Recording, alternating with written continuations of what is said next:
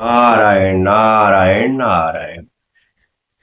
सशंख चक्रम सकरीटकुण्डलं सपीतवस्त्रं सरुचिरुहेक्षणं सहारवक्षस्थलकौस्तुभश्रियं नमामि विष्णुं शिरसा चतुर्भुजं शान्ताकारं भुजगशयनं पद्मनाभं सुरेशं विश्वाधारं गगनसदृशं मेघवर्णं शुभांगं लक्ष्मीकान्तं कमलनयनं योगविध्यानगम्यं वन्दे विष्णुं भवभयहरं सर्वलोकैकनाथं ध्येयं सदा परिभवग्नमभीष्टदोहं तीर्थास्पदं शिवविरिञ्चिनुतं शरण्यं विरित्यार्तिहं प्रणतपालभवाब्धिपोतं वन्दे महापुरुष ते चरणारविन्दं वन्दामहामहेशानं चण्डकोदण्डखण्डनं जानकी हृदयानन्दं चन्दनं रघुनन्दनं वसुदेवसुतं देवं कंसचाणूरमर्दनं देवकी परमानन्दं कृष्णं वन्दे जगद्गुरुं गुरुर्ब्रह्मा गुरुर्विष्णु गुरुर्देवो महेश्वरः गुरुः साक्षात् परब्रह्म तस्मै श्रीगुरुवे नमः। मूकं करोति वाचालं पङ्गुलङ्घयते गिरिं यत्कृपातमहं वन्दे परमानन्दमाधवम् लोकाभिरामं रणरङ्गधीरं राजीवनेत्रं रघुवंशनाथं कारुण्यरूपं करुणाकरं तं श्रीरामचन्द्रं शरणं प्रपद्ये मनोजवं मारुततुल्यवेगं जितेन्द्रियं बुद्धिमतां वरिष्ठं वातात्मजं वानरयूथमुख्यं श्रीरामदूतं शरणं प्रपद्ये। सर्वमङ्गलमङ्गल्ये शिवे सर्वार्थसाधिके शरण्ये त्र्यम्बके गौरी नारायणी नमोस्तुते।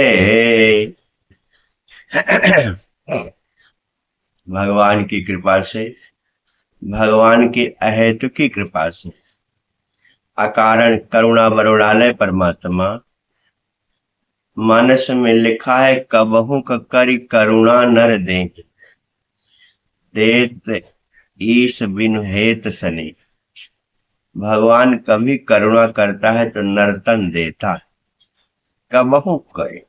कभी करुणा करता है तो नर का शरीर देता है। एक करुणा से, भगवान की करुणा से नर का तन मिला हुआ।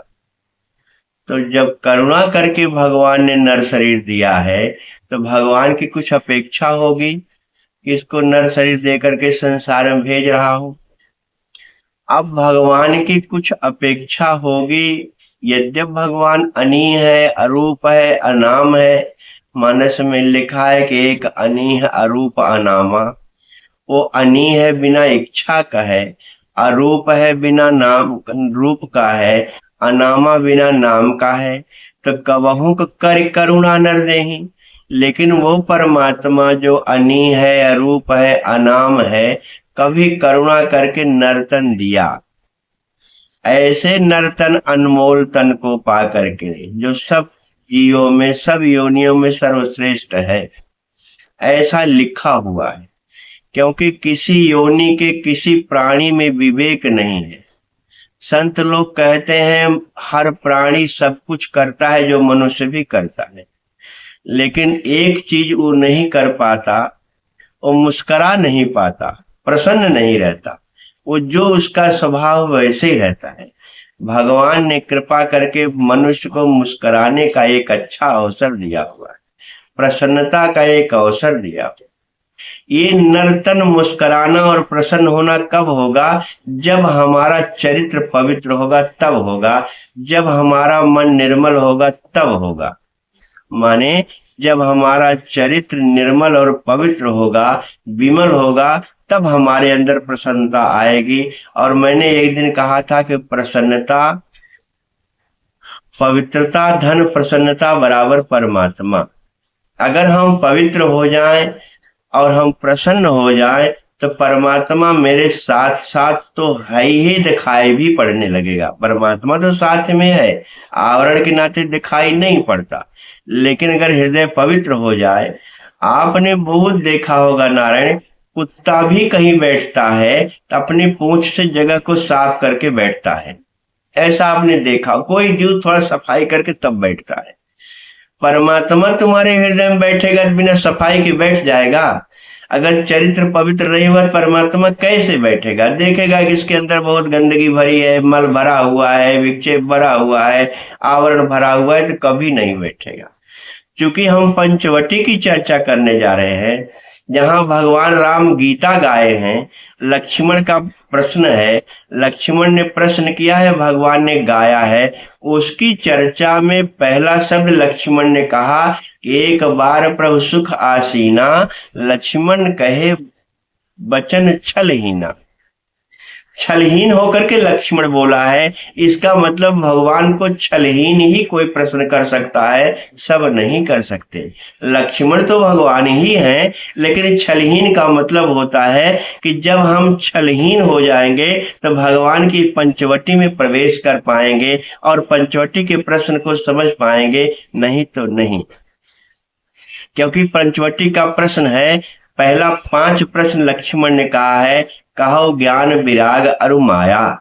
ज्ञान क्या है, वैराग्य क्या है और माया क्या है? कहो सो भगत करहु जेहि दाया। और भक्ति क्या है, जिस पर आप दया करते हो। माने ज्ञान, वैराग्य और माया पर तो नहीं लिखा कि भगवान ने की दया करते हैं, लेकिन कहो भगत करहु जेहि। और भक्ति क्या है, जिस पर आप दया करते हो। और ईश्वर जीव ही भेद प्रभु सकल कहो समझाए। ईश्वर और जीव का भेद क्या है? ये 5 प्रश्नों में करीब करीब हम लोगों ने माया की चर्चा किया, ज्ञान की चर्चा किया, वैराग्य की चर्चा किया। आज चौथा प्रश्न है, ईश्वर जीव ही भेद प्रभु सकल कहो समझाए। ईश्वर और जीव का भेद क्या है? हे भगवान, मुझे वो समझा करके कहिए। भगवान कहते हैं, माया ईशन आप कहूं। ईश्वर और भेद का अंतर जान लो नारायण। ईश्वर और भेद में क्या अंतर है, ईश्वर और जीव में क्या भेद है? यद्यप हम सब जानते हैं, मानस में लिखा हुआ है, ईश्वर अंश जीव अविनाशी। ये जीव ईश्वर का ही अंश है। यहां लक्ष्मण कर ईश्वर और जीव में भेद क्या है? जब हम भगवान के ही अंश हैं, भगवान के ही हैं, तो भेद कहां से आ गया? हमारे और भगवान में अंतर कहां से आ गया? तो मैंने पहले दिन की कथा में बोला था, केवल एकमात्र अंतर का कारण है मल, विक्षेप और आवरण। हमारे अंदर मल आ गया, हमारे अंदर विक्षेप आ गया, हमारे अंदर आवरण आ गया, माने ढक गया। इसलिए हम उस परमात्मा के अंश होते हुए भी हमको वो भगवान नहीं दिखाई पड़ता। और मल का एक अर्थ होता है नारायण दलदल भी। कलिमल, कलिमल का अर्थ होता है दलदल। दलदल का मतलब क्या होता है? जैसे आप समझ लो कि वो भगवान का अंश होते हुए भगवान हमें क्यों नहीं दिखाई पड़ रहा है। तब इसके बाद ईश्वर जीव का भेद बोलूंगा तो आप समझ जाओगे। जैसे एक बहुत बड़ा दलदल है, कोई आदमी उसमें जाके फंस गया और जितनी ताकत लगा रहा है निकलने के लिए, उतना धीरे धीरे धंसता चला जा रहा है। क्योंकि दलदल में जब पैर फंस गया तो पैर नीचे, जब ताकत लगाओ तो पैर नीचे ही जाएगा, ऊपर नहीं आ पाएगा, क्योंकि पूरा दलदल भरा हुआ है। अब कमर तक वो फंस गया। जब कमर तक नीचे चला गया तब उसका पैर भी काम नहीं कर रहा है, अब शरीर काम नहीं कर रही है। आप जरा सोचो कि जो दलदल में कमर तक फंस गया कैसे निकलेगा, और नहीं निकलेगा तो मर जाएगा। यही कलिमल है, यही मल विक्षेप आवरण है। इसको हम थोड़ा सा जान लें तो ईश्वर और जीव का भेद समझ में आ जाएगा। जब कोई आदमी दलदल में कमर तक फंस गया तो उसको निकलने का क्या उपाय है? समझ में आ रहा है नारायण? कमर तक दलदल में फंस गया, अब कैसे निकलेगा? तो एकमात्र उपाय है अपनी ताकत को लगाना छोड़ दे, क्योंकि ताकत लगाएगा तो बिल्कुल धंसता चला जाएगा। अपनी ताकत को लगाना छोड़ करके उसी दलदल पर पेट के बल सो जाए। जब पेट के बगल सो जाएगा तो धंसना तो बंद हो जाएगा ना, और वहीं पड़ा रहेगा। अब भगवान की कृपा होगी ही, कोई एक आदमी आएगा, भगवान आवे चाहे किसी को भेजे, कोई न कोई आएगा और आपसे कहेगा भैया दलदल में क्यों सोए हो? तो आप कहोगे मैं सोया नहीं हूं, मैं फंस गया हूं और मैं जितनी ताकत लगा रहा था निकलने के लिए निकल नहीं पा रहा था, फंसता चला गया, धंसता चला गया, अब कमर तक मैं जा चुका हूं, अब निकलने का कोई चारा नहीं है। अगर आप कृपा कर दो तो निकल जाऊंगा। अगर आपने ऐसा कह दिया और दलदल पे सो गए माने समर्पण हो गए, हे भगवान अब आप चाहो तो निकालो, आप चाहो तो न निकालो, अब तो मैं इस दलदल में मर ही जाऊंगा। ऐसा कह करके भगवान का नाम लेकर के जब समर्पण होकर के पेट के बगल सो जाओगे दलदल पे, तो कोई आएगा और कहेगा तुम चिंता मत करो, ये मैं तुम्हें अपनी रुमाल फेंकता हूं, या कोई रस्सी ले आके फेंकेगा और कहेगा तुम इस रस्सी को पकड़ लो, मैं बाहर से खींच लूंगा, तुम निकल आओगे। और कोई रस्सी फेंक दे, आप रस्सी को पकड़ लेंगे और वो बाहर से खींचेगा तो उस दलदल से आप निकल जाओगे। यही कलिमल, यही मल विक्षेप आवरण के नाते हम और भगवान और इस जीव में, ईश्वर और जीव में इतना भेद हो गया है कि हम लोग समझ नहीं पा रहे हैं। भगवान से लक्ष्मण ने यही प्रश्न किया, हे भगवान जब ईश्वर आपका, जीव आपका अंश है, तो उसमें और आप में भेद कैसे आ गया? भगवान का भेद का कारण एक है। कहा क्या? कहा है तो मेरा अंश, लेकिन जब वो संसार में गया तो मुझे भूल करके संसार में ऐसा फंस गया कि मेरी याद भी नहीं करता कि मैं भगवान का हूं। अरे इतना तो याद करे कि मैं भगवान का हूं, मैं भगवान का हूं तो मुझे भगवान के पास जाना है ना। जैसे मैं गंगा स्नान करता हूं, एक दिन किसी कथा में बोला था, गंगा हिमालय से निकली है, चली है, लेकिन हम आप जानते हैं कि नख निर्गता मुनि बंदिता त्रैलोक पावन सुरसरी, भगवान के चरणों से गंगा निकली है और गंगा चरणों से निकल करके हिमालय में भगवान शिव की जटा में गई, भगवान की शिव की जटा से निकली। लेकिन गंगा का उद्गम स्थान तो भगवान विष्णु का चरण है, गंगा भगवान विष्णु के चरण से लेकिन निकली, लेकिन काशी कैलाशवासी परमात्मा शिव ऊंचाई पर रहते थे, कैलाश पर रहते थे, गंगा उनके सर में चली गई, ब्रह्मा के कमंडल सोते हुए भगवान शिव की जटा में चली गई। अब भगवान शिव हिमालय में रहते हैं, हिमालय से गंगा निकली, तो गंगा के दिमाग में है ना कि मैं तो अपने भगवान विष्णु के चरण से निकली हूं, इसलिए हिमालय से निकली तो बड़े वेग से भागी अपने भगवान के चरणों में। इसलिए हिमालय में जो गए होंगे नारायण, गंगोत्री जमुत्री जो गए होंगे, वहां गंगा का वेग बहुत बड़ा है। गंग अवनि थल तीन बड़े रे, गंगा के तीन थल हैं। गंगा तीन जगह को शुभ करती है, ऐसा लिखा हुआ है। गंग अवन थल तीन बड़े रे, बेतहासा गंगा की धारा हिमालय से आकर हरिद्वार में थोड़ा सा रुकी, क्योंकि हरिद्वार तक गंगा की धारा बहुत तेज है। तो गंगा हिमालय को पवित्र करती है, गंगा हरिद्वार को पवित्र करती है, और तीसरा स्थान उसका है गंगा सागर। हिमालय, हरिद्वार, हिमालय से निकली है, हरिद्वार, प्रयाग और गंगा सागर, तीन थल है उसके। तो हरिद्वार तक बहुत वेग से आती है, प्रयाग में उसका वेग मंद हो जाता है, और गंगा सागर पहुंचते पहुंचते गति थोड़ी रुक जाती है, लेकिन इन किन प्रकार गंगा सागर में जाकर के मिल जाती है, सागर में भगवान विष्णु रहते हैं। ऐसे जीव को भी सोचना चाहिए कि हम जिस भगवान के शरण चरण से निकले हैं, उसके चरण में शरण में जाना चाहिए, तो गंगा की तरफ वेग से हमको जाने की तैयारी करनी चाहिए। नारायण, हम जाने की तैयारी नहीं कर रहे हैं, यही ईश्वर और जीव का भेद है। भगवान कहते हैं लक्ष्मण, ईश्वर और जीव में एक बहुत बड़ा भेद है। क्या? माया ईश न आप कहूं, जान कहिए सो जीव। मैंने, लक्ष्मण से भगवान कहते हैं कि मैंने माया के बारे में बताया कि जो माया सब जगह ही नचावा, जासु चरित लखि काहू न पावा।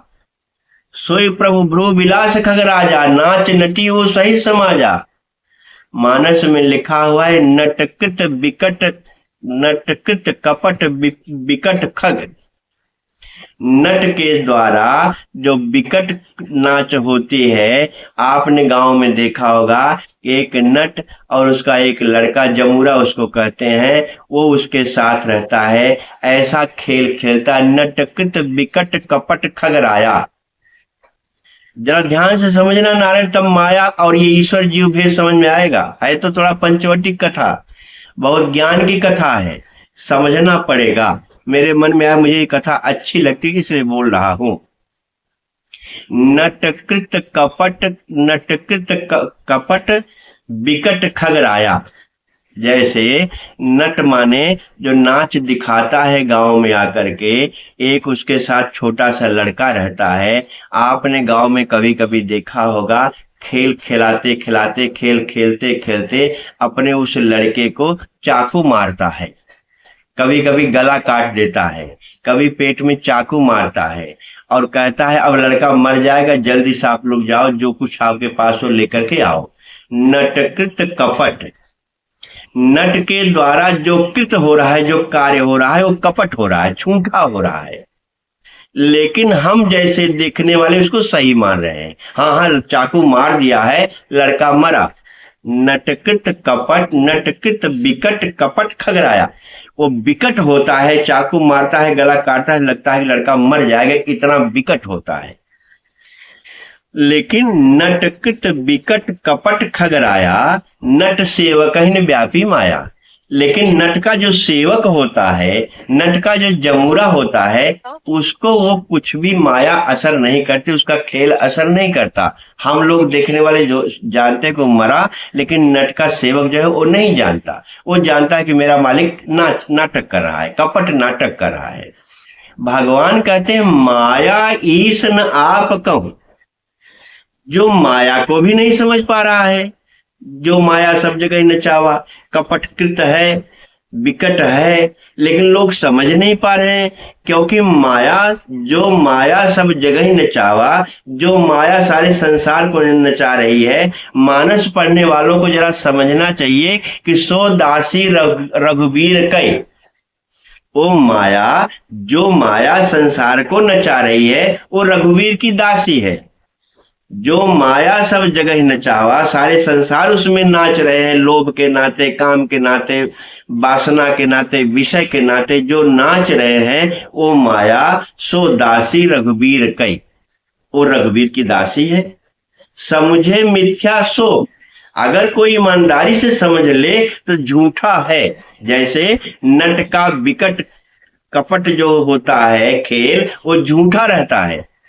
लेकिन जमूरा तो समझ जाता है, हम लोग नहीं समझ पाते। जो उसका सेवक है वो समझ पाता है, हम लोग नहीं समझ पाते। ऐसे ही भगवान की जो माया है, इस माया को वही समझ पाएगा जो भगवान के चरणों में रहेगा। जैसे जमूरा अपने मालिक के चरणों के साथ रहता है, हमेशा उसके साथ रहता है, तो उसके कपट खेल को जान जाता है। भगवान कह रहे हैं कि जब माया मेरी दासी है, मैंने रामचरितमानस में लिखवा दिया।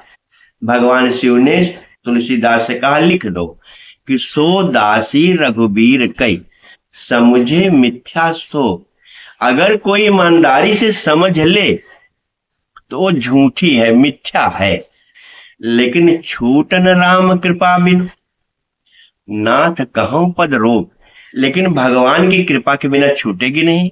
अब जरा सोचो कि जो माया से संसार नाच रहा है, दुखी हो रहा है, रात का रात, दिन का दिन दौड़ रहा है, काम के नाते, क्रोध के नाते, लोभ के नाते, मोह के नाते, और शांति पा नहीं रहा है, वो रघुवीर की दासी है।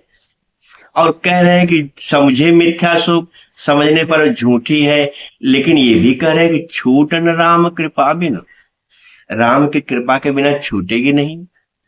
नाथ कहूं पद रूप, मैं पक्का पक्का एकदम प्रण करके कहता हूं, बिना भगवान कृपा के छूटेगी नहीं। जैसे भगवान ने उत्तरकांड में कहा, एक नाथ कहूं पद रूप की तरह एक चौपाई और उत्तरकांड में है, क्या? बारी मथे घृत होई बर सिकता ते बर तेल। बारी मथे घृत होई बर, पानी के मथने से, बारी मथे घृत होए, पानी को लेकर के कमोरी में मथो और संजोग से घी निकल जाए। ये आश्चर्य है, पानी के मथने से घी नहीं निकलेगा।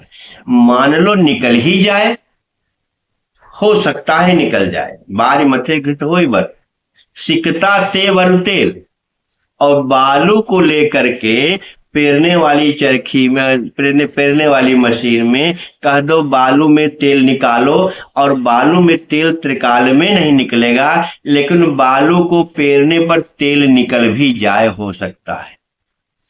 दोनों आश्चर्य है, बालू से तेल नहीं निकलेगा, पानी से घी नहीं निकलेगा, लेकिन बाबा कहते हैं हो सकता है संजोग से निकल ही जाए, ये हो सकता है। लेकिन बारी मथे घृत होई बर सिकता ते बर तेल, बिनु हरि भजन न भव तरी। यह सिद्धांत अपेल।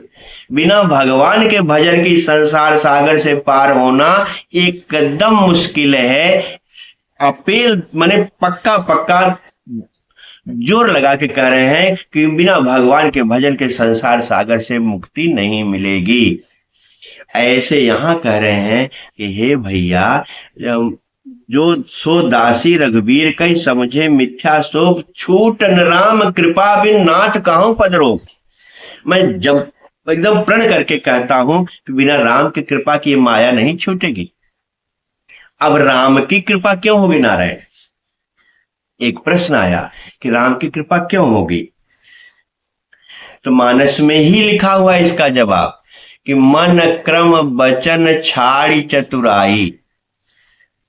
नारायण एक बात ध्यान से सुन लो, भगवान को चतुराई चालाकी, भगवान को कपट छल छिद्र, भगवान को निंदा, भगवान को चुगली, भगवान को ये सब बिल्कुल पसंद नहीं है। और बार बार भगवान कहते कि मन क्रम वचन, तीनों रामचरित। आज सवेरे मैं सोच रहा था कि इसको गिनबई करूं क्या, भगवान रामचरितमानस में कितनी बार लिखा मन क्रम वचन, मन क्रम वचन, मन क्रम वचन।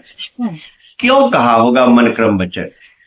तो अगर हमारा कर्म जो है, जो हम कर रहे हैं, दिखाई पड़ा कि हम अच्छा कर रहे हैं, लेकिन मन में अच्छा विचार नहीं है। मन क्रम वचन, वाणी से हम अच्छा बोल रहे हैं, लेकिन अंदर अच्छा सोच रहे हैं। कहने का मतलब जो सोचो वही करो और वही बोलो। जो अंदर तुम्हारे हृदय में हो वही तुम्हारे बाहर हो, वही तुम्हारे करने में हो, कर्म में हो। इसी को मन क्रम वचन कहते हैं। ऐसा नहीं कि अंदर कुछ सोचो, बाहर कुछ दिखाओ और बाहर कुछ करो, तो तुम किससे छिपाओगे? पहले लोग कहते थे आज के युग में कि यहाँ सीसीटीवी कैमरा लगा हुआ है। अब तुम यहाँ कैमरे के अंदर हो, अगर कुछ भी करोगे कैमरे में आप आ जाओगे। और आज कैमरा लगा है, सीसीटीवी कैमरा नारायण, लेकिन भगवान का कैमरा तो अनादिकाल से दिन भर सूरज देखता है, रात भर चंद्रमा देखता है। भगवान का कैमरा 24 घंटे लगा हुआ है। भगवान के कैमरे से कहां जाओगे? अंदर कुछ बाहर कुछ। तो भगवान आपको, वही जो मारीच की कथा मैंने कहा है कि अंदर कुछ था बाहर कुछ था, तो उसकी खाल खींची गई। इसलिए भगवान कहते हैं भैया ध्यान से सुन लो, मन क्रम वचन छाड़ी चतुराई। मन कर्म वचन से चतुराई अगर छोड़ देते हो तो भजत कृपा कर ही रघुराई। तो भगवान भजते ही कृपा कर देगा, 1 मिनट में कर देगा। क्योंकि सूतिज कथा भी मैंने पहले कहा, सूतिज कहा मैंने एक बात जानता हूं प्रभु, कहा आपकी एक आदत है क्या? एक बान करुणा निधान की, एक बान करुणा निधान की, सो प्रिय जाके गत ने आने की। आपकी एक आदत है कि अगर आपके ही कोई भरोसे रहता है तो आपको वो बहुत प्रिय है। एक बान माने आदत, एक बान करुणा निधान की, करुणा निधान की एक आदत है। सो प्रिय, भगवान को वही प्रिय होता है जाके गति न आन की, जिसको दूसरे का भरोसा नहीं है, जिसको केवल भगवान का भरोसा है, भगवान को वही प्रिय होता है, ऐसा सुतीक्ष्ण ने कहा। तो भैया अगर हम चतुराई छोड़ करके भजते हैं तो भगवान तुरंत कृपा करते हैं। अब यहां कहें कि माया ईश न आप कहूं, जो न माया को जानता है। तो लक्ष्मण कहा माया क्या जानता है? कहा माया मेरी दासी है, जो समझ ही नहीं पा रहा है कि मेरी दासी है तो तुम क्यों संसार के चक्कर में पड़े हो, तो मेरे चक्कर में पड़ो ना। जिस माया को तुम पकड़ना चाहते हो, हमने अभी कहा माया के बारे में कि गो गोचर जह लग मन जाई सो सब जाने माया भाई। जहां तक तेरा मन जानता है सब जाता है, वहां तक माया है। तो जब माया मेरी दासी है तो माया मेरे चरणों में है, तुम भी मेरे चरणों में रहो। माया ईश, जो न माया को जानता है और न ईश्वर को जानता है। माया ईश न आप कहूं, और जो अपने को भी नहीं जानता मैं कौन हूं। जरा सोचो कितना बढ़िया पंचवटी का ये प्रश्न है, मुझे तो बहुत अच्छा लगता है, बाकी आपको समझ में आ रहा है कि नहीं भगवान जाने। जो माया को भी नहीं जानता, फिर एक बार समझा दो, माया भगवान की दासी है तो तुम भी भगवान का दास बनो। एक बात, माया ईश, जो परमात्मा, जो ईश्वर, जिसकी दासी माया है, जो माया सब जगह ही नचावा, जास चरित लग काहू न पावा, सो दासी रघुबीर कहे, वो परमात्मा ईश्वर है, उसको समझो तो वही सब कुछ है। माया ईश न आप कहूं, और अपने को भी तुम नहीं जानते।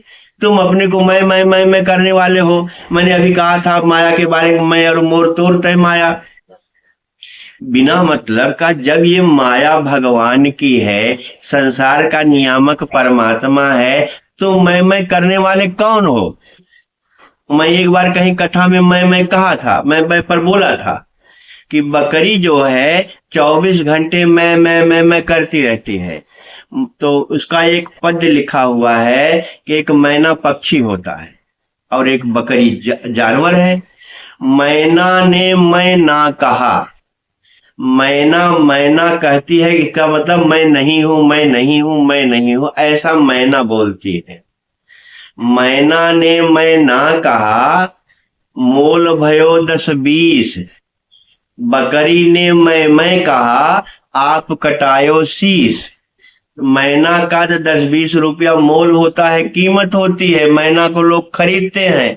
और बकरी मैं करती है तो उसका गला काटा जाता है, गला काटने के बाद चमड़ी उखाड़ी जाती है, धुनिया ले जाता है, चमड़ी को धुनिया साफ करता है, चमड़ी साफ करने के बाद दो डंडा बनाता है, और डंडा बनाने के बाद चमड़ी की तांत बनाता है, और तांत को बीच में दोनों के डंडे में बांध देता है, उस पर रुई धुनता है। जब चमड़े पर डंडा पड़ता है तो चमड़ा तम तम तम करता है।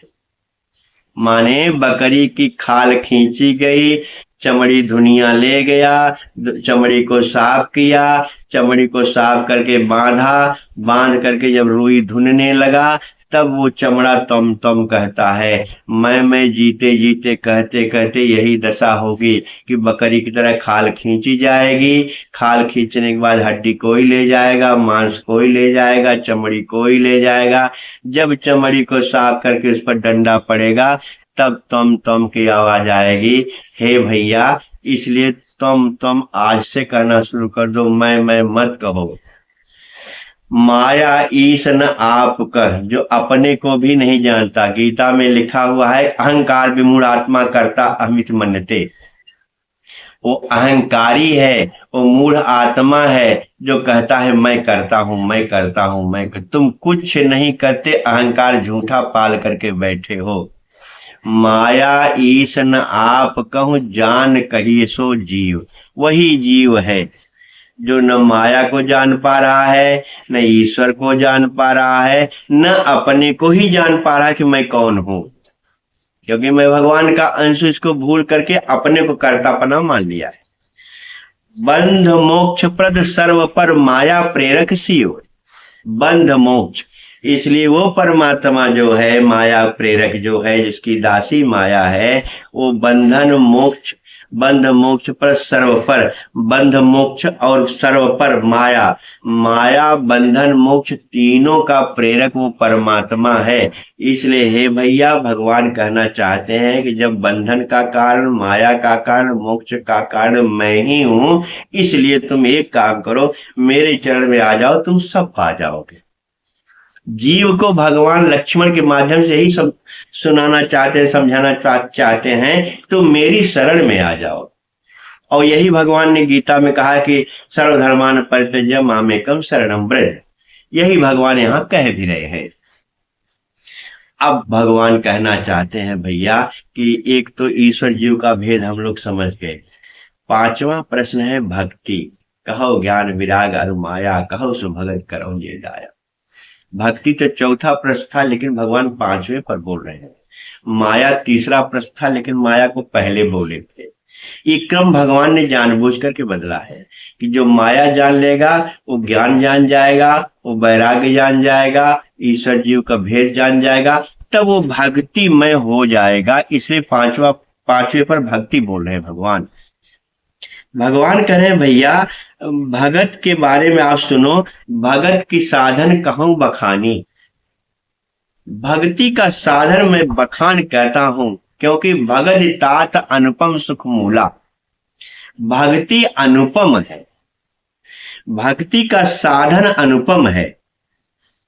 भगत की साधन कहूं बखानी, सुगम पंथ मोहि पावहि प्राणी।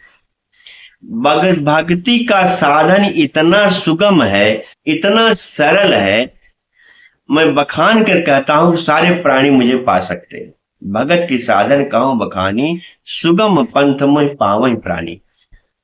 सारे प्राणी मुझे पा सकते हैं भैया, लेकिन जरा ध्यान से सुनो। क्या? अब जरा नारायण ध्यान से समझना, ये जो चौपाई मैं बोलने जा रहा हूं। प्रथम ही विप्र चरण अति प्रीति, माने भगत की साधन कहूं बखानी, सुगम पंथ मोहि पावहि प्राणी। इसका अर्थ आप समझिए, भक्ति का साधन मैं बखान के कहने जा रहा हूं। अभी तक तो ज्ञान और वैराग्य और माया के बारे में भगवान ने बताया, और ईश्वर जीव का भेद भगवान ने बताया, लेकिन यहां करें भगत की साधन कहूं, भक्ति का साधन मैं बखान के कह रहा हूं। और घबराना मत भैया, सुगम पंथ, बहुत सुंदर रास्ता, सरल रास्ता है। अगर कोई समझ लिया तो इस रास्ते से सुगम पंथ में पावहि प्राणी, मुझे पा जाएगा। कितना सरल पंचवटी में भगवान ने कहा है, मुझे पा जाएगा। ए भैया, इसलिए साधन भक्ति का सुन लो। ज्ञान नहीं कर सकते, वैराग्य नहीं कर सकते, ईश्वर जीव भेद नहीं कर सकते, माया को नहीं छोड़ सकते, मान लिया तो भक्ति करोगे तो चारों अपने आप ठीक हो जाएगा। तो पहला साधन कह रहे हैं कि प्रथम ही विप्र चरण अति प्रीति। भक्ति का साधन पहला है कि विप्र के चरण में प्रीति हो। अब यहां एक प्रश्न बहुत जबरदस्त आया, विप्र कौन है? हम लोग कभी कभी कहते हैं हम विप्र हैं, हम ब्राह्मण हैं, हम द्विज हैं, तो क्या हम जैसे लोगों के चरण में कोई प्रेम करेगा तो उसको भक्ति मिल जाएगी? किस विप्र की बात भगवान कह रहे हैं? और भगवान कह रहे हैं कि प्रथम ही विप्र चरण अति प्रीति, पहली भक्ति है विप्र चरण प्रेम। विप्र का मतलब होता है नारायण, तीन अर्थ विप्र का जान लो। उसमें अगर आपका प्रेम हो गया तो भक्ति की स्टार्टिंग हो गई। पहला अर्थ है विगत प्रपंच सह विप्र, जो ये प्रपंचों से विगत है, जो ये प्रपंच दिखाई पड़ रहा है कि काम क्रोध लोभ मोह में हम फंसे हुए हैं। यद्यप मेरी कथाओं में एक बात आप बार बार सुनोगे कि आप कुछ कर नहीं सकते नारायण, आपके चाहने से कुछ हो नहीं सकता। आप अगर मौत से डरो तो भी बच नहीं सकते। जब मेरे चाहने से कुछ नहीं होगा तो हम चाह क्यों करें? जब मुझे डरने से भी मौत मेरी आएगी तो मौत से क्यों डरे? वो तो आएगी ही, और मेरे चाहने से कुछ होगा नहीं, तो ऐसी चाह क्यों करते हो? तो विप्र का अर्थ होता है विगत प्रपंच स विप्र, जो प्रपंच से विगत है, जिसकी कोई चाह नहीं है, जिसकी कोई कामना नहीं है, जिसकी कोई वासना नहीं है। जो विषयों से दूर है वो प्रपंच से विगत, उसको विप्र कहते हैं। मानस में लिखा हुआ है कि विप्र का एक चौपाई है कि विप्र एक वैदिक शिव पूजा। एक विप्र है उत्तरकांड में जो काकभुसुंडी का गुरु है, वो विप्र कैसा है? विप्र एक वैदिक वैदिक सनातन धर्म का है शिव पूजा, भगवान शिव की पूजा करता है। करहि सदा तहि काजन दूजा, भगवान के अलावा उसके पास दूसरा कोई कार्य नहीं है, विप्र उसको करते। जो प्रपंचों से दूर है, भगवान के अलावा दूसरा कार्य नहीं है, उसको विप्र कहते हैं। एक अर्थ। दूसरा, विवेक प्रधान जो होता है, वि माने विवेक, प्र माने प्रधान, जिसके जीवन में विवेक आ गया वो विप्र होता है। विवेक प्रधान माने क्या होता है? मैंने कल अभी कहा कि तब शिव तीसर नयन उघारा। तीसरी आंख विवेक होते, दो आंख क्या है? ज्ञान और वैराग्य है, और तीसरी आंख विवेक है। जिसके जीवन में ज्ञान वैराग्य और बीच में विवेक आ गया, वो जान लेना को ब्राह्मण है। ज्ञान के साथ चल रहा है, वैराग्य के साथ चल रहा है और विवेक के साथ चल रहा है, उसको विप्र कहते हैं। विगत प्रपंच स विप्र, और विवेक प्रधान वो विप्र है। ऐसा विप्र। अब जरा आप सोचो, विगत प्रपंच जो होगा ये कोई कहीं खोजने जाओगे तो मिलेगा, आप स्वयं हो सकते हो। विवेक प्रधान कहीं खोजने जाओगे तो मिलेगा, आप स्वयं विवेक प्रधान हो सकते हो। भगवान का यहाँ कहना है साफ साफ, जो मैं समझ पा रहा हूं तुलसीदास महाराज की कृपा से, कहीं विप्र को खोजने के लिए जाना नहीं है। विप्र का जो लक्षण है, मैंने कहा था, यही जग जामिन जागहि जोगी, परमार्थी प्रपंच वियोगी। जो प्रपंचों से वियोगी है, प्रपंचों से दूर है, कि आप करोगे, किसी को खोजने जाओगे, भैया तुम ब्राह्मण हो, कहेगा हाँ। तुम प्रपंच से वियोगी हो, कहेगा हमको प्रपंच मालूम है नहीं। तो कहाँ खोजने जाओगे साहब? पूरे विश्व में खोज डालो, कहीं नहीं कोई मिलेगा। अब क्यों नहीं मिलेगा? क्योंकि पहले हमको होना पड़ेगा। विगत प्रपंच हमको होना पड़ेगा, प्रपंचों से दूर हमको होना पड़ेगा, विवेक प्रधान हमको होना पड़ेगा, शिव की पूजा हमको करनी पड़ेगी, संसार का दूसरे कार्य में हमको लीन नहीं होना पड़ेगा। प्रपंच से जब दूर रहेंगे, विवेक प्रधान रहेंगे, और जीवन पर्यंत तीसरा लक्षण है जो हमेशा भगवान के साथ रहेंगे, उसको विप्र कहते हैं। और ये तीनों लक्षण आपको करना पड़ेगा। प्रथम ही विप्र चरण अति प्रीति। चरण माने आचरण।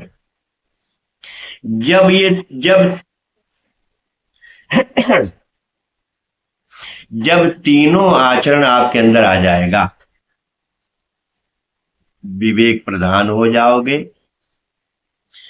और विगत प्रपंच हो जाओगे, 24 घंटे भगवान की सेवा में रहोगे, ऐसा आचरण करोगे, तब आप विप्र कहलाओगे।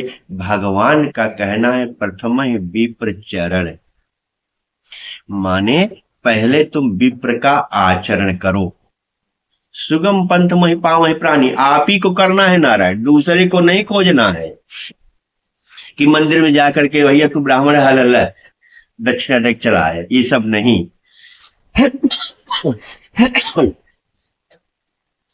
विप्र का जितना आचरण है नारायण, आपको करना पड़ेगा। प्रथम विप्र चरण अति प्रीति, विप्र के आचरण में आपकी प्रीति हो। समझ आ रहा है नारायण? भक्ति का साधन है। दूसरा, प्रथम विप्र चरण अति प्रीति, निज निज धर्म निरत श्रुत रीति।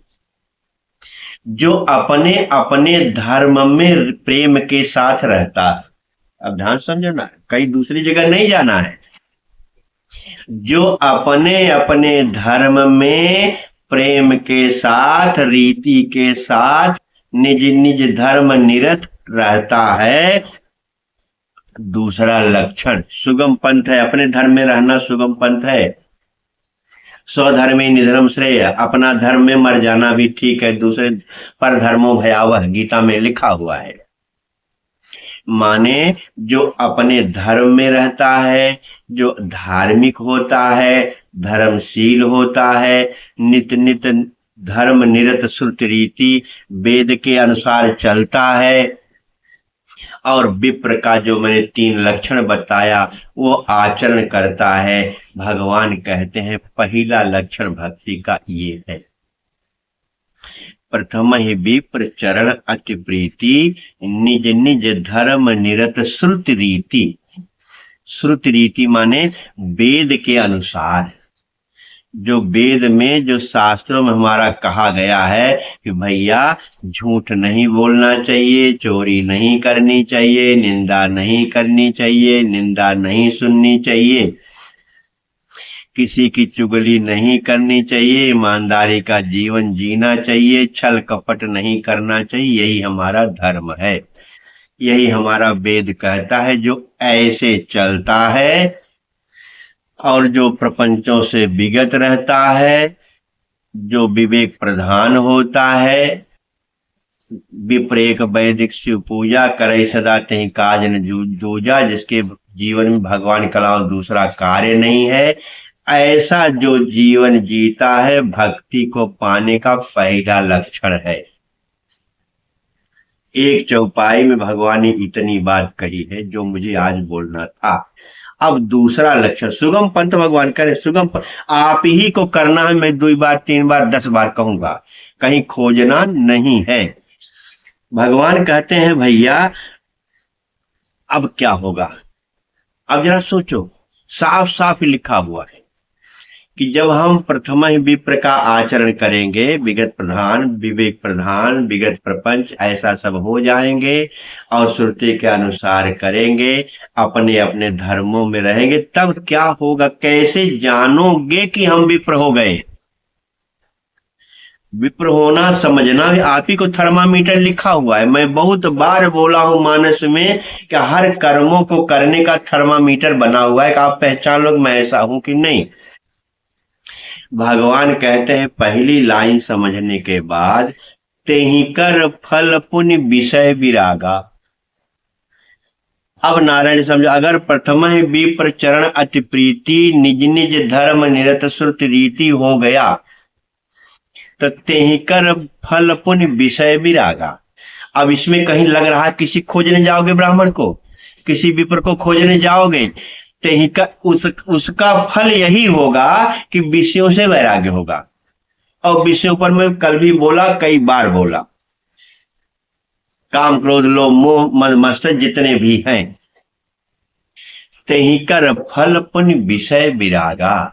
जब तुम प्रथम विप्र वाला पूरा आचरण कर डालोगे, तब तुम्हें अगर तुम्हारी समझ में आ गया कि अब मेरा विषयों से वैराग्य हो गया, तो जान लेना कि प्रथम विप्र चरण प्रीति आपने कर भी दिया। तेहि कर फल पुण्य विषय विरागा। अब आपको दूसरी लाइन में विषयों से वैराग्य होना चाहिए। विषयों से वैराग्य का मतलब नारायण मैं कभी नहीं कहूंगा घर छोड़ के चले जाओ, भगवान ने पूरे रामचरितमानस गीता में कहीं नहीं कहा है। विषयों का वैराग्य मतलब कि जो एक मर्यादा है, अपने परिवार में रहना, अपने के साथ रहना, वो विषय नहीं है। जब हम भगवान ने कहा गो गोचर जह लग मन जाई, सो सब जाने माया भाई, माने तेहिकर फल पुण्य विषय विरागा। भैया मोह निशा सब सोन हारा, देखी सपन अनेक प्रकारा, यही जग जामिनी जागही जोगी, परमार्थी प्रपंच वियोगी। और मोह माने विषय विलासा, माने अयोध्या कांड में है कि जब विषयों का विलास बढ़ जाता है, विषय बहुत भागने लगते हैं, ये देखो ये देखो ये देखो, ये पकड़ो ये पकड़ो ये पकड़ो। अरे नारायण, कान आंख नाक जो मिला हुआ अपने परिवार को देखने के लिए मिला हुआ, संसार को देखने के लिए बहुत नहीं मिला हुआ, बहुत आवश्यकता पड़े तो देखो। इसलिए तेहिकर फल पुण्य विषय विराग। जब विषयों से वैराग्य हो जाए तब क्या होगा, तब मम धर्म उपज अनुरागा, तब जो मेरे धर्म में आपका अनुराग पैदा होगा। अब भगवान का धर्म क्या है? रामो विग्रहवान धर्म साधु सत्य पराक्रम है। राम विग्रहवान धर्म है, राम साधु है, राम सत्य है, राम पराक्रम है। भगवान राम कह रहे हैं कि अगर तुम्हारा विप्रचरण हो गया पूरा का पूरा, विषयों से वैराग हो गया, तब माने पहले कहा यही कर फल पुण्य विषय विरागा, इसका फल होगा कि विषयों से वैराग होगा। तब मम धर्म उपज अनुरागा, तब मेरे धर्म में, मेरा धर्म क्या है? सत्य है, अहिंसा है, दया है, दान है, ऐसे मेरे धर्म है। साधु सज्जन जो कुछ भी, बहुत धर्म पर बहुत धर्म लिखा हुआ है। भगवान कहते हैं तब मेरे धर्म में उसको अनुराग पैदा होगा, या मेरे चरण में अनुराग। जब मैं, भगवान कहते हैं तब मम धर्म उपज अनुरागा, तब मेरे धर्म में अनुराग पैदा होगा। अब क्या होगा? एकदम क्रम से भगवान बोल रहे हैं कि भैया यही कर फल पुण्य विषय विरागा, तब मम धर्म उपज अनुरागा। पहले कहा प्रथम विप्र चरण अति प्रीति, निज निज धर्म निरत श्रुति रीति, यही कर फल पुण्य विषय विरागा, तब मम धर्म उपज अनुरागा। अब तीसरी बात कह रहे हैं, श्रवणादिक नव भक्ति दृढ़ाही, श्रवणादिक नव भक्ति दृढ़ाही, मम लीला रति अति मनमाही। अब जरा सोचो नारायण, तब श्रवणादिक नव भक्ति, तब नवधा भक्ति जो भगवान ने आगे चलकर गाया है सबरी के साथ, तुमको नव भक्ति आ जाएगी। करना कुछ नहीं पड़ेगा, लेकिन करना क्या पड़ेगा कि प्रथम ही विप्र चरण अति प्रीति, यही करना पड़ेगा। माने विप्र का चरण का प्रीति, माने विप्र का आचरण करना पड़ेगा। और अपने अपने धर्म में जब चलोगे, विषयों से वैराग्य हो जाएगा, भगवान से अनुराग हो जाएगा, धर्म में प्रीति हो जाएगी, तब नवधा भक्ति तुम्हारे जीवन में आना शुरू होगी। अब नवधा भक्ति क्या है?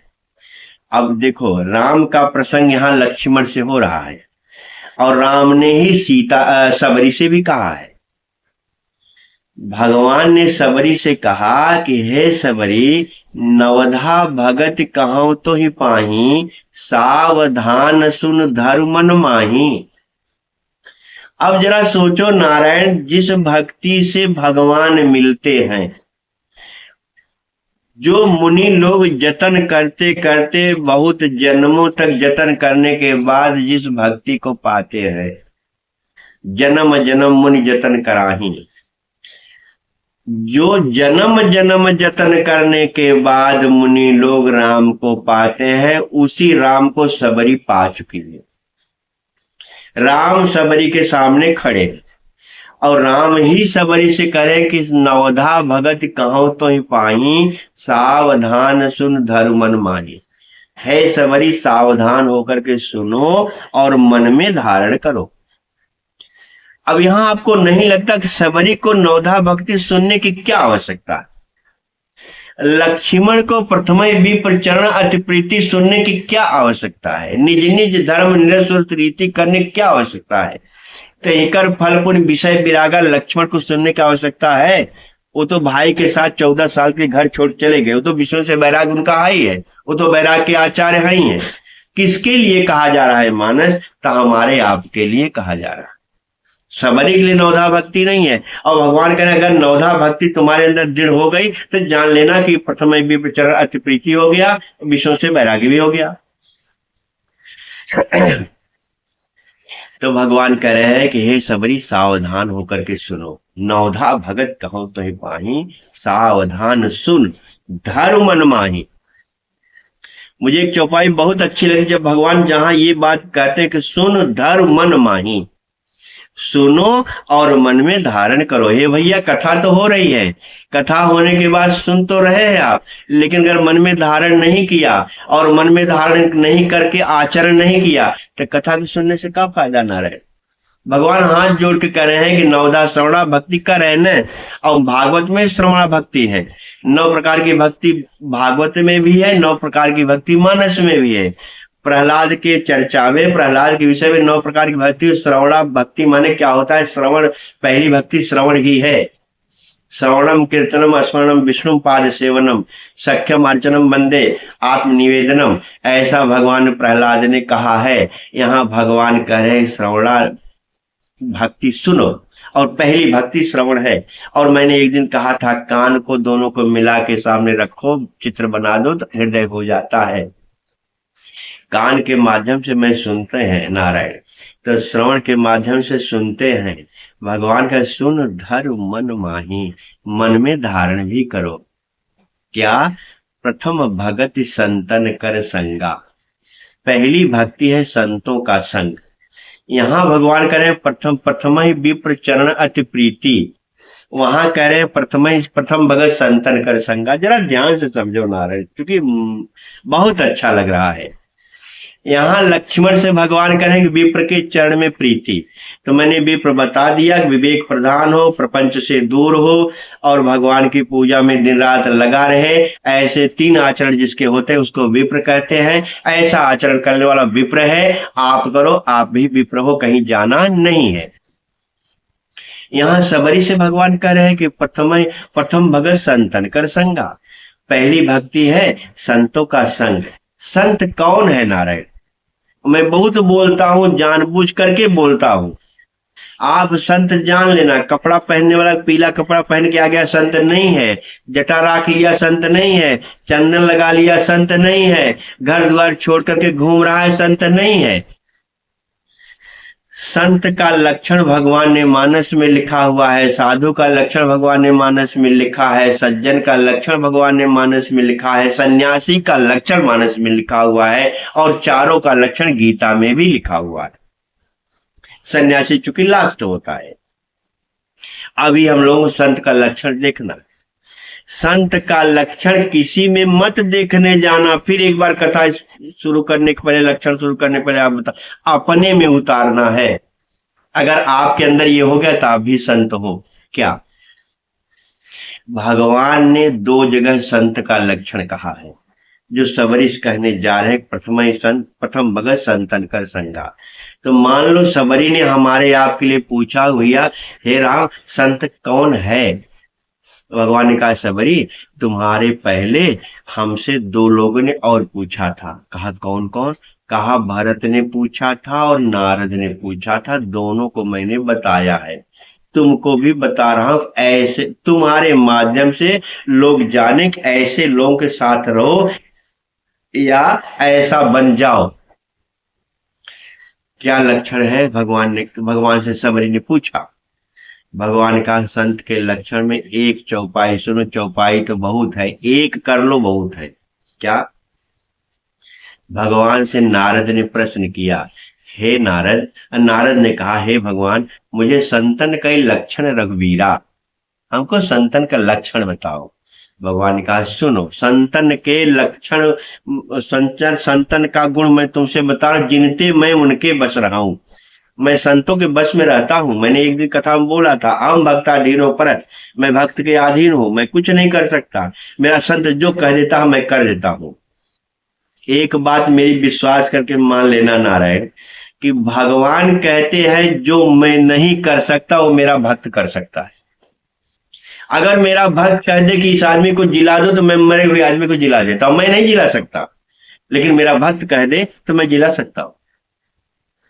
जो भगवान नहीं करते वो भगवान का भक्त कर सकता है, जो भगवान नहीं कर सकते वो संत कर सकता है। लेकिन संत का आचरण होना चाहिए नारायण हम में। आप क्या?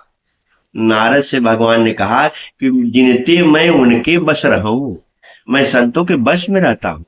तो नारद ने कहा जरा लक्षण तो बता दो प्रभु, वही लक्षण मैं भी करूंगा। नारद ने कहा, भगवान ने कहा पहला लक्षण है नारायण, क्या?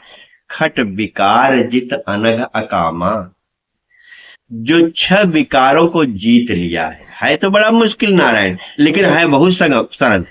क्योंकि भगवान कहते हैं भगत की साधन कहो बखानी, सुगम पंथ मोहि पावै प्राणी। सुगम पंथ है, सरल रास्ता है, इस केवल समझने की देर है। जैसे चाबी इधर घुमा दो तो ताला बंद हो जाएगा, चाबी इधर घुमा दो ताला खुल जाएगा, वैसे मन की दिशाओं को इधर लगा दो संसार में फंस जाओगे, मन की दिशाओं को भगवान में लगा दो तो भगवान हो जाओगे। इतना ही दिशा को ही बदलना है, और दिशा को जब बदल दोगे दशा अपने आप बदल जाएगी। आदत सुधारना है नारायण। अगर हमारी आदत सुधर गई, एक आदत पर कथा आ गई, तब संत लक्षण बोल दूंगा तो आप ज्यादा समझ जाओगे। एक पति पत्नी थे, दोनों सर्कस में काम करते थे, और दोनों का काम सर्कस वालों ने, जो सर्कस का मालिक था वो दिया था कि पति जो है, पत्नी खड़ी होती है सर्कस में, ऐसे हाथ करके सीधा खड़ी होती है, दोनों हाथ के बीच में थोड़ी जगह रहती है, और पति जो है दूर से बाण मारता है, और बाण उसके हाथ के बीच से निकल जाता है। लेकिन जब मारना शुरू करता है बाण, तो लोग देखने वाले सोचते हैं आज पत्नी मरी, आज पत्नी मरी, लेकिन बाण उसका चलता है और उसके बाह के पेट के बीच से निकल जाता है। समझ गए ना रे? और ये 20 साल से दोनों का सर्कस में काम चल रहा था, दोनों बड़ा प्रेम। एक दिन भगवान कृपा हुई होगी, दोनों में झगड़ा हो गया, पति पत्नी में झगड़ा हो गया, और पति पत्नी में इस कदर का झगड़ा हुआ कि पति ने सोचा इसको जान से मार डालो। तो पति ने सोचा अगर ऐसे मारता हूं तो मैं पकड़ लिया जाऊंगा, जेल में जाऊंगा, क्योंकि मेरा सर्कस में काम ही है, इसको लोग रोज मैं बाण से मारता हूं और बाण इसके बीच से निकल जाता है, और रोज हम लोगों को तारीफ होती है, इनाम मिलता है। आज मैं ऐसा बाण मारूं कि इसके पेट में ही लग जाए और ये मर भी जाएगी, लोग कहेंगे भाई निशाना गड़बड़ा गया, उसकी कोई गलती नहीं थी, मैं बच भी जाऊंगा और ये मर भी जाएगी। ऐसा तय करके पति अपने मन में सर्कस में उस दिन गया, और पत्नी निर्दोष है, पत्नी कुछ पता नहीं है कि मेरा पति के मन में क्या क्या चल रहा है। इसीलिए मैं बार बार कहता हूं, मन कर्म वचन, मन में कुछ हो कर्म कुछ हो। जैसे इसके मन में है पत्नी को जान से मारूंगा, और कर्म करने जा रहा है सर्कस वाला, वाणी बोल रहा है बढ़िया बढ़िया, और मन में चल रहा है गंदगी की पत्नी को आज जान से मारूंगा। भगवान को ये पसंद बिल्कुल नहीं है। अब उस दिन गया सर्कस में खेलने, और मन में इरादा बना गया था कि आज पत्नी को जान से मार डालूंगा, और पत्नी तो निर्दोष पत्नी खड़ी हो गई जैसे रोज खड़ी होती थी, और वहां से बाण मारा।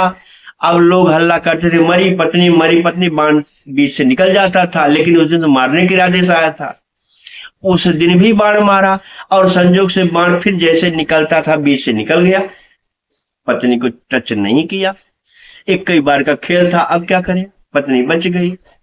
तो उसने सोचा आज बच गई है, कल इसको मारूंगा। दूसरे दिन फिर वही खेल शुरू हुआ, फिर वो मारने के लिए बाण चलाया, और पत्नी के पेट में न लगकर फिर बीच से बाण निकल गया। 3 दिन लगातार मारने के इरादे से आया, और तीनों दिन बाण पत्नी को नहीं लगा, बीच से निकल गया। तब चौथे दिन वो पत्नी से कहता है कि देवी हम आपसे गलती की क्षमा मांगते हैं। कहे क्या हुआ? कहा मैं 3 दिन से आपको जान से मारने के लिए सर्कस में खेलता था कि बाण ऐसा मारूं कि आपके पेट में लग जाए, और हमको कोई जेल भी नहीं होगा, लोग कहेंगे निशाना बह गया तो क्या करता बेचारा, रोज निशाना सही था, आज निशाना बह गया। लेकिन 3 दिन से मैंने बाण का निशाना मारा तुम्हारे पेट के लिए, लेकिन तीनों दिन बाण वैसे ही निकल गया जैसे रोज निकलता था। जरा ध्यान समझना मैं क्या कहने जा रहा हूं नारायण। पत्नी ने कहा जानते हो क्यों निकल गया? कहा क्यों? कहा एक तो मैं निर्दोष थी, तुम कुछ नहीं कर सकते थे। ध्यान समझना नारायण। दूसरा, जब हमारी तुम्हारी आदत 20 साल से बन गई है ऐसे खेलने की, आज एक दिन आदत बिगड़ जाएगी? नारायण, आदत एक दिन में न बिगड़ती है, न आदत एक दिन में बनती है। 20 साल की आदत उसकी थी, पत्नी को बाण से नहीं मार पाया, बाण बीच से निकल गया। और जिसकी 20 साल की आदत बन जाती है गंदगी की, उसका भी इतने जल्दी नहीं निकलता। अब भगवान की कृपा हो, प्रार्थना करे तो आदत बन सकती है, अच्छी आदत आ सकती है। इसलिए भगवान कह रहे हैं कि भैया जो हम आपको सुगम पथ बता रहे हैं, तो उसमें भगवान कह रहे हैं नारद से कि संतों का लक्षण जान लो। जो श्रवणादिक यहाँ लिखा हो, श्रवणादिक, श्रवण आदि माने नौ भक्ति, भागवत की भी, गीता की भी, भागवत की भी, मानस की भी। तो नारद भगवान से करें कि प्रथम ही सबरी से भगवान करें संत का लक्षण क्या? खट विकार, जिसने 6 विकारों को जीत लिया है, खट विकार। अब बताओ, किसी खोजने जाओगे संत के लिए कि भैया तू 6 विकार जीते है कि ना? 6 विकार तो आप ही को जीतना पड़ेगा ना नारायण, मानस में दूसरे के लिए नहीं लिखा हुआ है। खट विकार, जो 6 विकारों को जीत लिया है। 6 विकार क्या है? काम, क्रोध, लोभ, मोह, मद, मत्सर। मत्सर माने डाह, मद माने झूठा अहंकार, काम, क्रोध, लोभ, मोह आप जानते हो। जिसने 6 विकारों को जीत, खट विकार जीत, जिसने जीत लिया है, अनग है, वो पाप रहित हो जाता है। पाप को करने के लिए, पाप से रहित होने के लिए, पाप से बचने के लिए पहले 6 विकार जीतना पड़ेगा नारायण। जित, अनग, पाप रहित, अकामा, जिसमें कोई कामना न हो। भगवान को मैंने कई बार अक्सर बोल देता हूं, भगवान को कामी पुरुष अच्छा नहीं लगता, भगवान को कामना वाला अच्छा नहीं लगता। जो अकाम हो, खट विकार जित अनग अकामा। अब इसको जरा उल्टा समझो। अगर जीवन में मैं अकामा हो जाऊं, अकाम हो जाऊं, कामना रहित हो जाऊं, तो मैं बड़े आराम से पाप से बच सकता हूं। जब मेरी कोई कामना ही नहीं तो पाप कैसे करूंगा? माने रामचरितमानस को सीधा भी उल्टा, शुरू से पहले अर्थ देखो, फिर अंत से अर्थ देखो, शुरू तक जाओ। तो अकामा अगर हम हो जाते हैं, कामना रहित हो जाते हैं, जबकि मैं कई बार कहा तुम्हारी कामना करने से कुछ भी नहीं होगा, कामना कभी पूरी होती ही नहीं, चाह कभी पूरी नहीं होती। और एक बात याद कर लो नारायण, भगवान तुम्हारी इच्छा पूरी नहीं करता, लेकिन भगवान तुम्हारी आवश्यकता पूरी कर देता है। सूत्र याद कर लो। इच्छा माने होता है कि मेरी इच्छा है, क्या क्या इच्छाएं हैं, अनंत इच्छाएं हैं, 5 स्टार होटल है, वहां जाना वहां जाना, ये मनमाना इच्छा भगवान पूरी नहीं करता। आवश्यकता है हमको 4 रोटी चाहिए, दाल चाहिए, 4 रोटी और दाल का इंतजाम कर देगा। 2 कपड़ा पहनने के लिए चाहिए, 2 कपड़े का इंतजाम कर देगा। एक चारपाई, 6 फीट की चारपाई हो, सोने के लिए एक कमरा चाहिए, कमरे का इंतजाम कर देगा। ये मेरी आवश्यकता है। भूख मेरी आवश्यकता है, वस्त्र मेरी आवश्यकता है, और एक छोटा सा मकान मेरी आवश्यकता है। ये भगवान पूरी कर देता है।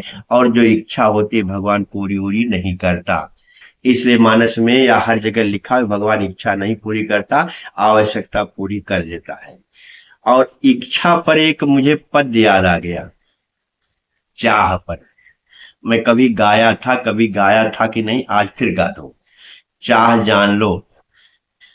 चाह के बारे में लिखा हुआ है, जो हम लोग चाह करते हैं, इच्छा करते हैं, वासना करते हैं, उसके बारे में एक पद्य है। चाह पैसे से पैसों में आने लगी, चाह आने से रुपया बनाने लगी, चाह रुपयों से कोठी चुनाती चली, चाह कोठी से मोटर बनाती चली, चाह मोटर से होटल ले जाती चली, चाह होटल में बोतल खुलाती चली। माने एक आने था, चाह पैसे से पैसों में आ गया, बहुत पैसा हो जाए, आने से रुपया हो गया, रुपए से कोठी बन जाए, कोठी से मोटर आ जाए, कार आ जाए, बंगला से कार आ जाए, और कार के बाद कार से होटल में जाओ, होटल में शराब की बोतल खोलो, चाह होटल में बोतल खुलाती चली। अब आगे लिखा हुआ जो ध्यान से समझने लायक है, चाह जुग जुग से ज्ञानी की चेरी रही। जो ज्ञानी हो जाता है नारायण, उसको कोई चाह नहीं होती। चाह चक्कर में पड़ी रहती, कुछ हमारे बारे में सोच लेता, अगर चाह कर लेता तो मैं इसको दे देती, लेकिन ज्ञानी कभी चाह नहीं करता। इसलिए ज्ञानी की चाह चेरी है, दासी है। चाह जुग जुग से ज्ञानी की चेरी रही, और चाह विषयों की नई नवेली रही। और विषयी पुरुष जो होते हैं उनके लिए चाह दिन रात नई नई दिखाई पड़ती है। चाह विषयों की नई नवेली रही, चाह जी से लगी, चाह जी से लगी, जी जरा हो गया, चाह ऐसा लग गया शरीर से, नए नए विषय, नए नए स्त्री, नए नए पुरुष, नए नए संसार, ऐसी चाह बन गई नारायण। चाह जी से लगी, जी जरा हो गया, बुढ़ापा आ गया। लेकिन चाह हरि से लगी, जी हरा हो गया। अगर चाह हरि से लग जाए तो तुम्हारा जीवन हरा हो जाएगा, और चाह संसार से लग जाएगी तो तुम्हारा बुढ़ापा आ जाएगा नारायण। इसलिए भगवान कहते हैं अकामा, अकाम हो जाओ, और अकाम हो जाओगे तो तुम अनग हो जाओगे, पाप रहित हो जाओगे। तुम अनग हो जाओगे तो छह विकारों को तुम जीत पाओगे, नहीं तो नहीं जीत पाओगे नारायण। कामी पुरुष कभी नहीं जीत सकता, अकामी छह विकारों को जीत सकता है। खट विकार जित अनग अकामा, अकल अचल अकिंचन सुच सुखधामा। अचल, अचल माने दृढ़ता के साथ है। मर जाऊंगा लोभ नहीं करूंगा, मर जाऊंगा चोरी नहीं करूंगा, मर जाऊंगा झूठ नहीं बोलूंगा। अचल रहे, दृढ़ रहे, गंदी आदत नहीं करूंगा, चाहे आज मरूं चाहे कल मरूं। क्या फर्क, मरना तो है ही है नारायण। क्या करूंगा लोभ करके, क्या करूंगा क्रोध करके, क्या करूंगा मोह करके, क्या करूंगा काम करके। अचल हो, दृढ़, अचल अकिंचन। अकिंचन का अर्थ होता है मुझे कुछ भी नहीं चाहिए। हे भगवान तुम भी देना चाहोगे तुमसे नहीं मांगूंगा, प्रहलाद की तरह। अकिंचन, अचल अकिंचन सुचि। भगवान को सुचि शब्द बहुत प्यारा है नारायण। भगवान को सुचि माने पवित्र। आप अभी, मैं कई बार कह चुका हूं, भगवान को काम ही अच्छा नहीं लगता तो अच्छा क्या लगता है, सूची। सूची माने पवित्रता भगवान को अच्छी लगती है। भगवान ने कहा सत्य कहो खग तो ही, सुचि सेवक मम प्राण प्रिय। हे खग, हे कागभूषुंडी, मैं आपसे सत्य कह रहा हूं कि सुचि सेवक, पवित्र सेवक मुझे प्राणों से ज्यादा प्रिय है। अस विचारी भज, ऐसा विचार करके मुझे भजना। क्या बढ़िया बढ़िया चौपाई बाबा ने। अगर तुम पवित्र सेवक बने हो तो भजना भगवान को, नहीं तो भजने का नाम मत लेना।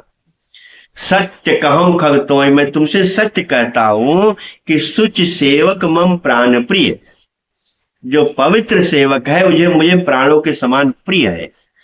अस विचारी, ऐसा विचार करके, अस विचार भज मोय, परिहरि आस भरोसा सब। ऐसा विचार करके मुझे सबकी आशा भरोसा छोड़ के भजना। तो भगवान कहते हैं नारायण, अचल अकिंचन सुच सुख धाम। सुख का धाम हो जाता है नारायण। जो पवित्र होता है सुख का धाम हो जाता है, जो दृढ़ रहता है सुख का धाम हो जाता है, जो अकिंचन रहता है सुख का धाम हो जाता है। अचलता सीखनी हो तो पार्वती से सीखना। पार्वती माने पर्वत की बेटी, पर्वत की बेटी माने जो दृढ़ अचल अडिग है। पार्वती भगवान शिव के लिए तपस्या कर रही है नारायण, और सप्तऋषि गए, कहे कहाँ तुम फंसी हो। वो भगवान तो बहुत अजीब है, वो तो निर्गुण नीरज कुपेश कपाली, अगुण अगे है दिगंबर ब्याली, कहो कौन सुख असबर पाए, भल भूलियो ठक्के बौराए। सप्तऋषि गए, कह रहे कौन, कहो कौन असुख के पाए, उस बर के पाए कौन सुख पाओगे, भल भूलियो ठक्के बौराए। नारद कहने से भूल गई। अरे वो तो अकुल अके दिगंबर ब्याली है, वो तो दिगंबर रहता है, कपास ब्याल वाल सांप रखे रहता है। कहो कौन सुख असबर पाए, कौन सुख तुमको मिलेगा, पार्वती इतना तपस्या कर रही हो, चलो मैं तुम्हारी शादी विष्णु भगवान से करा। तो भगवान विष्णु संसार के मालिक हैं और लक्ष्मीपति हैं, उनका बहुत बड़ा ऐश्वर्य है। भगवान सप्तऋषि से मां पार्वती ने कहा कि महादेव अवगुण भवन, महादेव मान लिया अवगुण के घर हैं, और विष्णु सकल गुण खान, और विष्णु सारे गुण के धाम है। लेकिन जही कर मन रम जाय सन, ते ही सन काम। जिसका मन जिसके साथ है उसका उसी से काम है। मेरा मन तो शंकर में लगा हुआ है। और एक बात सुन लो सप्तऋषियों, कहा क्या, ना तजौ न नारद कर उपदेशु, मैं नारद की बात छोड़ूंगी नहीं। आप कहें 100 बार महेशु। आज महेश भी आकर के 100 बार कहे कि हे पार्वती, तपस्या करके मर जाओगे, तुमसे शादी नहीं करूंगा, तब भी तपस्या नहीं छोड़ोगे। इसको कहते हैं अचल, इसको कहते हैं अडिग। तो संत के लक्षण में नारायण भगवान ने कहा कि नारद से कि खट विकार जित अनग अकामा, अचल अकिंचन सुच सुख धामा। और बहुत लक्षण भी है, उसको बोलूंगा तो हमें पंचवटी पूरा नहीं हो पाएगा। और भरत भी भगवान से पूछे, हे भगवान मुझे संतों का लक्षण बताओ। तो भगवान ने भरत से कहा, एक एक चौपाई दोनों की जान लो नारायण। विषय अलंपट शील गुण। भगवान को विषय अच्छा नहीं लगता, हमको लगता है मानस मन क्रम वचन और विषय ये सब बहुत आया है, कमल बहुत आया है नारायण। भगवान कहते हैं विषय हमको अच्छा नहीं लगता, काम ही हमको अच्छा नहीं लगता। भरत कहा क्या प्रभु संत का लक्षण क्या है? कहा विषय अलंपट, जो विषयों में लिप्त नहीं। शील, शील माने पवित्र आचरण, जिसका पवित्र आचरण है। शील गुणाकर, जो गुण का खान है, पवित्र आचरण वाला है, गुण का निधान है, गुण की खान है, विषयों में लिप्त नहीं है। विषय अलंपट शील गुणाकर, पर दुख दुख सुख सुख देखे पर। जो दूसरे के दुख को देख करके दुखी हो जाता है, जो दूसरे के सुख को देखकर सुखी हो जाता है। हे नारद, ये पहले संत का लक्षण है, बाकी बहुत अभी बोला है भगवान ने। अभी संत लक्षण पर बोल रहा हूँ, सारी चौपाई बोलूंगा। तो कहने का मतलब नारायण, श्रवणाधिक नौ भक्त दृढ़ाही। श्रवणाधिक माने प्रथम भगत संतन कर संगा, दूसरा रतिमम कथा प्रसंगा। ये सब बहुत बड़ी कथा नवधा भक्ति की है, अकेले एक दिन का प्रसंग है, लेकिन संतन कर संग आप लोग अगर समझ जाते हैं तो नवधा भक्ति आप समझ जाएंगे। श्रवणाधिक नौ भक्त दृढ़ाही, मम लीला रति अति मन माही। जिसको मुझे मेरी लीला में प्रसन्नता हो, भगवान क्या क्या लीला करते हैं उसे प्रसन्नता हो नारायण। संत चरण पंकज अति प्रेमा। फिर आ गया संत, संत भगवान को बहुत अच्छा लगता है नारायण। संत चरण पंकज अति प्रेमा। पहली भक्ति जब भगवान ने शुरू किया, सुगम पंथ मोहि पावै प्राणी, कहा प्रथम ही विप्र चरण अति प्रीति। विप्र के चरण में जिसका प्रेम। यहाँ करें संत चरण पंकज अति प्रेमा, जिसका संत चरण हो, माने संत चरण नहीं नारायण, संत का आचरण हो। इसीलिए मैंने श्रवणाधिक भक्ति में थोड़ा संत का लक्षण बोल दिया कि जो संत, जो आदमी खट विकार हो, 6 विकारों से दूर हो, जित हो, अनग अकामा हो, विषय अलंपट हो, वो संत है। ऐसा जिसका आचरण हो जाए। संत चरण माने संत का आचरण। संत खोजने मत जाना, अगर मेरी बात मानते हो तो संत का आचरण करो भैया। संत चरण पंकज, अभी अभी मैंने कहा बिना चौपाई देखे, भगवान ने कमल कमल कमल बहुत कहा है, मन क्रम वचन बहुत कहा, कमल बहुत कहा है, विषय बहुत कहा है। कमल माने असंग। जैसे आप जानते हो कमल कीचड़ में पैदा होता है और पानी में से बाहर निकलता है, फिर पानी को कभी टच नहीं करता। ऐसा जिसका जीवन पानी में रहते हुए भी पानी से स्पर्श न हो। माने जैसे नाव जल में चलती है, नदी में चलती है, अगर नाव नदी में चलती है उस पर हम बैठ जाते हैं तो पार हो जाते हैं, लेकिन नाव में नदी आ जाए तो, नदी माने नदी का जल, नदी में नाव चलती है तो सब पार हो जाते हैं, लेकिन नाव में अगर नदी का जल आ जाए तो सब डूब जाएंगे नारायण। वही है पंकज। जल जल तुम्हारे अंदर आ जाएगा। जैसे मैंने कई बार कहा कि एक मक्खी शीरा की कढ़ाई हो, कढ़ाई माने जिसमें शीरा बनता है, चीनी का शीरा, अगर मक्खी चाहे तो किनारे बैठ करके शीरा खा करके पेट भर सकती है, लेकिन वही मक्खी अगर कढ़ाई के बीच में बैठ जाए तब मर जाएगी। इसलिए शीरा खाना है तो किनारे बैठो, संसार को आनंद लेना है तो किनारे बैठ करके संसार का आनंद लो।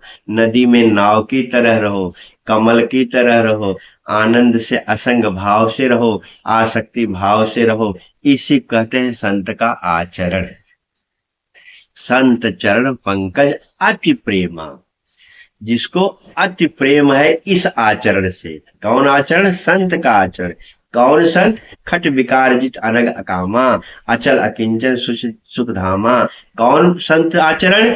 विषय अलंपट शील गुनाकर, पर दुख दुख सुख सुख देखे पर। जिसको ये आचरण अति प्रेम है, जिनको इस आचरण में प्रेम है, संत चरण वो है, संत आचरण है। संत चरण पंकज अति प्रेमा। और कहते हैं मन क्रम वचन। फिर मैं बोल दूं मन क्रम वचन पर। अभी अभी मैंने बोला कि मन में अंदर चाहता था पत्नी को मार डालो, कर्म करता था मारने का, वचन बोलता था अच्छा अच्छा, नहीं मार पाया। लेकिन भगवान क्या कहना चाहते हैं? मन में जो हो वही कर्म में हो और वही वाणी में हो। इसलिए हमने सत्य पर कई बार कहा है, सत्य बोलना सत्य नहीं है, सत्य आचार में हो, सत्य विचार में हो और सत्य उच्चार में। मन क्रम वचन में सत्य हो, अंदर सत्य हो, वाणी में सत्य हो और व्यवहार में सत्य हो। इसे भगवान कहते हैं कि संत चरण पंकज अति प्रेमा, मन क्रम वचन भजन दृढ़ नेमा। और नियम दृढ़ के साथ, नियम के साथ। अब नियम क्या है नारायण? कौन नियम करोगे? कि 4 बजे उठ के भजन करेंगे, या 3 बजे रात भजन करेंगे, या सवेरे भजन करेंगे, दोपहर भजन करेंगे, शाम को? नियम क्या है? आप नियम पे जानो। मन क्रम वचन भगत दृढ़ नेमा, भगवान कह रहे हैं। दृढ़ नियम क्या है? तो उत्तरकांड सबका जवाब देता है नारायण। मैं रोज पाठ करता हूं भगवान के पास। क्या?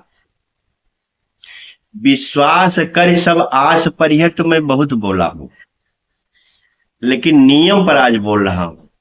कर प्रेम निरंतर नेम लिए। यहां लिखा हो मन क्रम वचन भगत दृढ़ नेम, नेमा। कर प्रेम निरंतर नेम लिए, पद पंकज सेवत शुद्ध ही। कितना बढ़िया शब्द नियम का है। कर प्रेम निरंतर नेम लिए, पद पंकज सेवत शुद्ध ये। सममान निरादर आदर ही, सब संत सुखी विचरंत मई। मुनिमानस पंकज भृंग भजे, रघुबीर महारन धीर अजय। तव नाम जपामि नमामि हरि, भव रोग महागद माने हरि। बहुत बढ़िया वंदना भगवान श्री का। माने कर प्रेम निरंतर नेम लिए। एक नियम बनाओ प्रेम के साथ निरंतर। क्या नियम बनाओ? कर प्रेम निरंतर नेम लिए, पद पंकज सेवत शुद्ध हिये।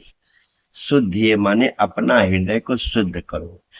पद पंकज भगवान के कमल रूपी चरणों का आश्रय लेकर के अपने हृदय को शुद्ध करो। यही एक नियम है। तुम चाहे 4 बजे भजो, चाहे 10 बजे भजो, चाहे 12 बजे भजो, चाहे शाम को भजो, चाहे आधी रात भजो, चाहे न भजो, अगर तुम्हारा हृदय शुद्ध हो गया, तुम 24 घंटे भजन कर रहे हो। ऐसा भगवान कहते हैं। कहते हैं कि भगवान बार बार कह रहे हैं कि संत चरण पंकज अति प्रेमा। जिसके जीवन में संत का आचरण आ जाए और जो नियम से नियम लेकर के मेरा भजन करता है। अब आगे बहुत है। मम गुण गावत पुलक शरीरा। मेरा गुणगान गाते गाते जिसका शरीर पुलकित हो जाए। गदगद गिरा नयन बह नीरा। जिसकी आंखों से आंसू आ जाए। मेरा गुणगान गाते गाते गदगद गिरा नयन बह नीरा। फिर लेकिन समझो ना रहे, एक संत ने कहा, मैंने सुना है, आंसू तो बहुत लोगों के शरीर आंख में आ जाते हैं, गदगद वाणी हो जाती है, गदगद गिरा वाणी गदगद हो जाती है, आंखों से आंसू हो जाता है, ये बहुत लोगों को हो जाता है। क्या भगवान सबको मिल जाते हैं? नहीं नहीं नहीं। अगली चौपाई सुनो। भगवान लक्षण बता रहे हैं संत का। संत के भगवान भक्ति का लक्षण बता रहे हैं। भक्ति के लक्षण में विप्र चरण से शुरू किया भगवान ने, संत चरण तक ले आए भगवान। अब भगवान कह रहे हैं मम गुण गावत पुलक शरीरा। जो मेरे गुणगान को गाते गाते शरीर पुलकित हो जाए। गदगद गिरा नयन बह नीरा। और गदगद गिरा वाणी गदगद हो जाए, आंख से आंसू आ जाए।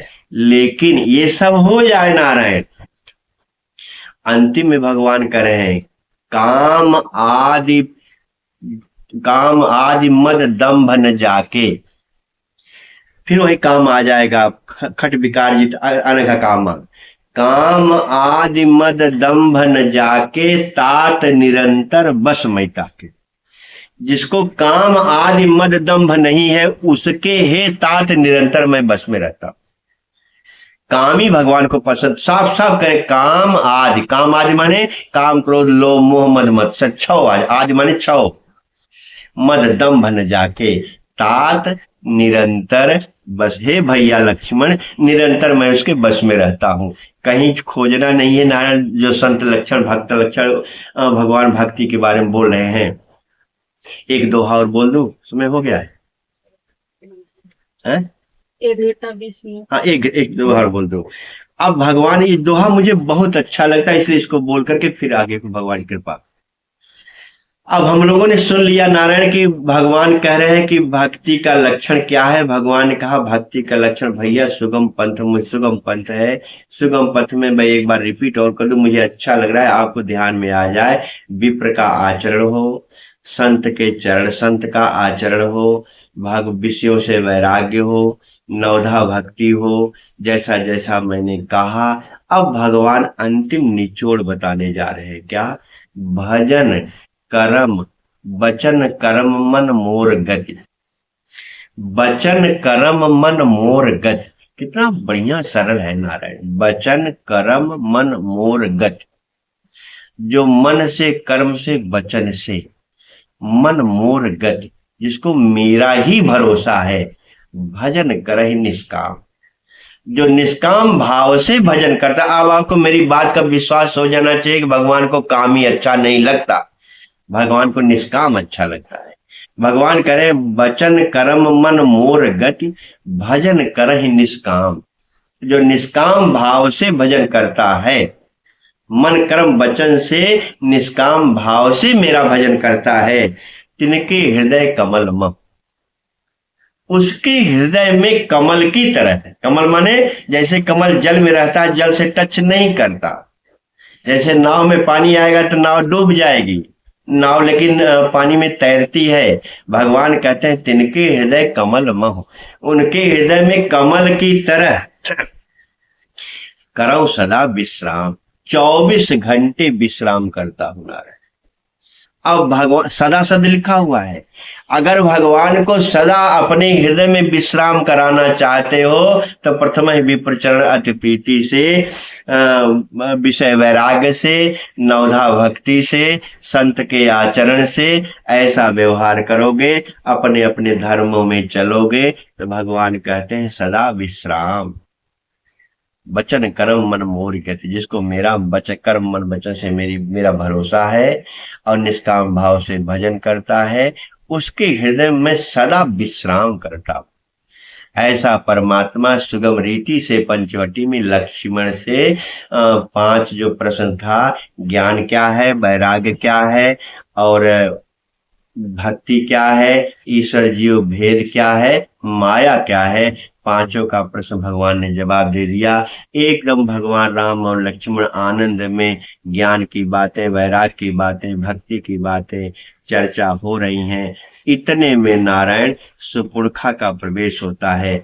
आज सुपुरखा का प्रवेश न करा करके हम लोग केवल इतना करें कि भगवान को अगर अपने हृदय में विश्राम करवाना है नारायण, तो एक बात ईमानदारी से, विप्र का जो आचरण मैंने बताया, संत का जो मैंने आचरण बताया, विषयों से वैराग्य मैंने बताया, नवधा भक्ति की थोड़ी चर्चा मैंने किया, निज निज धर्म निरत श्रुत रीति, अपने अपने धर्मों में वेद के अनुसार जो चल रहा है नारायण, ऐसा जो कर्म कर रहा है, मन क्रम वचन से निष्काम भाव से जो भजन कर रहा है, उसके हृदय में भगवान सदा विश्राम करेंगे, आपके भी हृदय में सदा विश्राम करेंगे नारायण।